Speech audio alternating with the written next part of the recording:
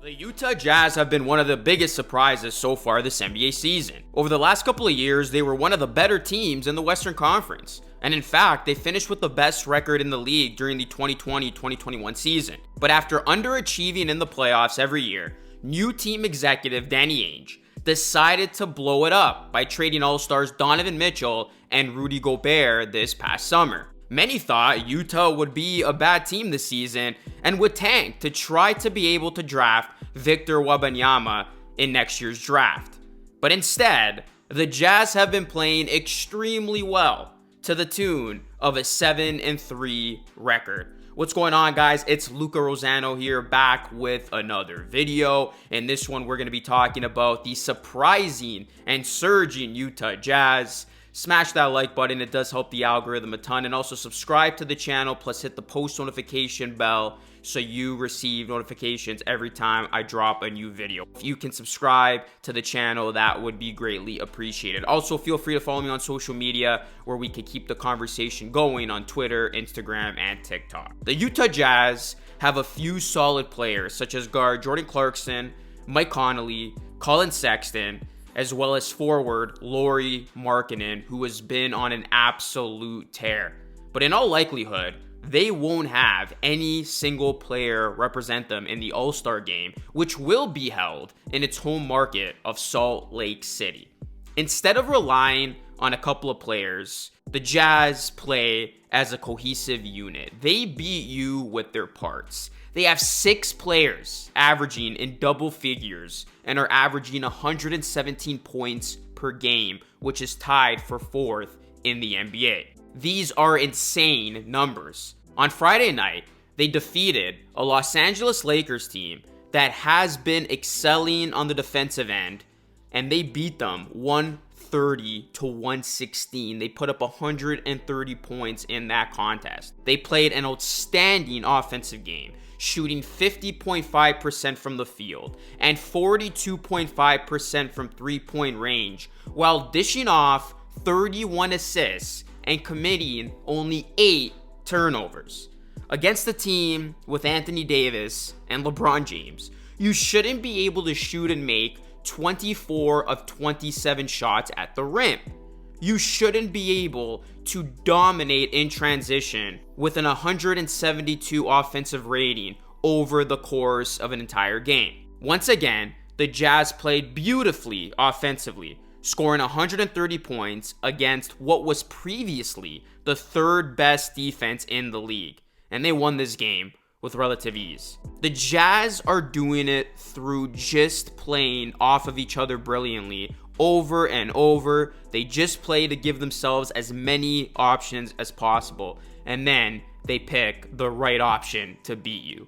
I also got to talk about Lauri Markkanen, who has been a huge boost for this Jazz team. It's been amazing watching Lauri Markkanen play at this high of a level with his new team. As impressive as Markkanen's been offensively, I've actually been more impressed with his defense, both inside and out. He wasn't really known as a defensive difference maker coming to the Jazz, but he's been great since arriving.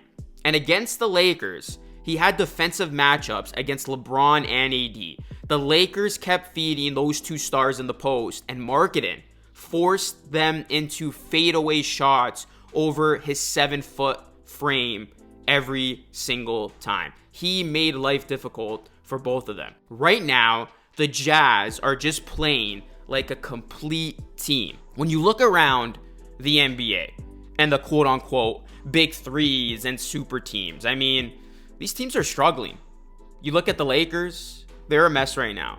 The Brooklyn Nets, they're a mess as well. The 76ers have been very up and down. And the Bulls aren't a team you can rely on. It's the teams who have drafted and developed their young talent that are currently the best teams in the NBA. I'm talking about teams like the Suns, the Bucks, who are undefeated, the Grizzlies, who have gotten off to another great start, the Boston Celtics. These are teams that are doing it the right way.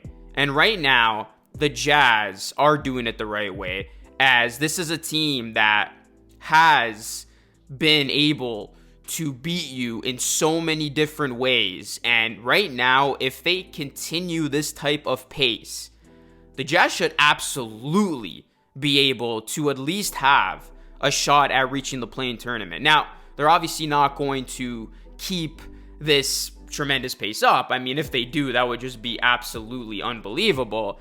But I think this Jazz team is no fluke. I don't think this is just a flash in the pan. I think they can actually sustain this. And like I said, they could very well be a part of that play-in tournament when the season is wrapped up. But right now, it is great to enjoy and see what the Jazz are doing. They are just being such a competitive team. And this actually proves that you don't need superstars to win games. If you have a balanced attack and guys who know their role and play hard, you can beat any team in this new NBA. I love giving the Jazz their flowers as a small market team. And you look at this Jazz team, everybody thought once they blew it up, that was it. They were going to win, 15 games. They were going to easily be the worst team in the NBA. But I think this is a matter of the Jazz taking one step back and actually taking 2 steps forward in the long run. So I'm excited to see what this Jazz team continues to do. And it's been a great story in the NBA. One of many surprises we have seen, but I think it's safe to say that this Jazz team has been the biggest surprise in the league. And the Jazz aren't beating Mickey Mouse teams. So far this season, they've beaten the Nuggets, the Timberwolves, the Pelicans. They did lose against the Rockets, which is one they probably wish they would have back. They beat the Rockets later on.